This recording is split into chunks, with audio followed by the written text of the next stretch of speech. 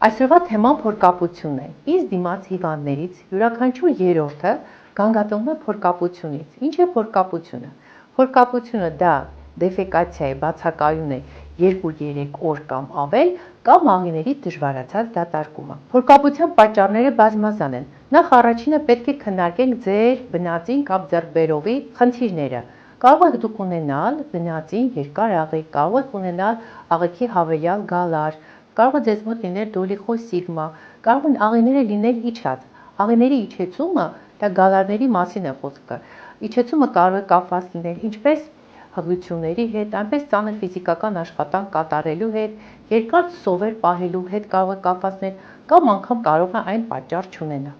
Երկրորդ պատճառը կարող է լինել արդեն ձեր հոգեհուզական ստրեսային վիճակը եւ առավոտյան մեր տապողականության պատճառով շատ հաճախ անտեսվում է բնական կարիքները հոգալու այդ ցանկությունը, կամ դուք գտնվում եք ոչ կոմֆորտ պայմաններում գտնվում եք, որ ձեր տան պայմաններում եւ այդպես այն կարող է նույնպես փորկապության պատճառ հանդիսանալ։ Երրորդ կարևորագույն խնդիրը դա համարվում է նաղստամոքսային տրակտի խնդիրները, որոնք արդեն օրգանական պատճառը կարող են լինել, օրինակ ստամոքսի եւ աղիների բորբոքային պրոցեսները, խոցային հիվանդությունը, լեղաքարային հիվանդությունը, վահանաձև գեղձի հիվանդությունները նույնպես կարող են փորկապության պատճառ լինել։ Եվ ամենավտանգավոր պատճառը իհարկե դա հաստաղու քաղցկեղն է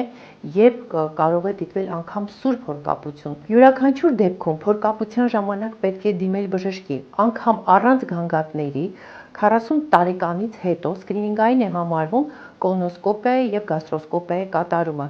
Եթե դուք կատարում եք այդ հետազոտությունները, դուք ձեզ ապահովագրում եք հետագայում աղստամոքսային տրակտի չարունակացումներից։ Եթե ընտանիքում մեկի մոտ առկա է եղել հաստաղու քաղցկեղը, ապա ընտանիքի անդամները այդ հիվանդության առաջացումից 10 տարի առաջ պետք է հետազոտվեն նման խնդրի առկայության վերաբերյալ։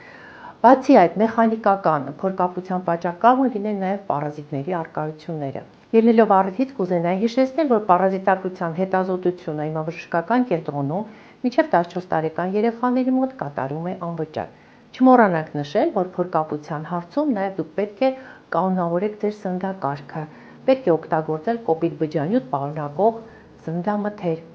պահել ջրի քանակը 2 լիտր, ոչ պակաս։ Եթե ունեք նմանատիպ գանգատներ, անպայման դիմեք գաստրոենտերոլոգի խորհրդատվությանը։ Ձեզ հետ է Հասմիկ Թաշյանը։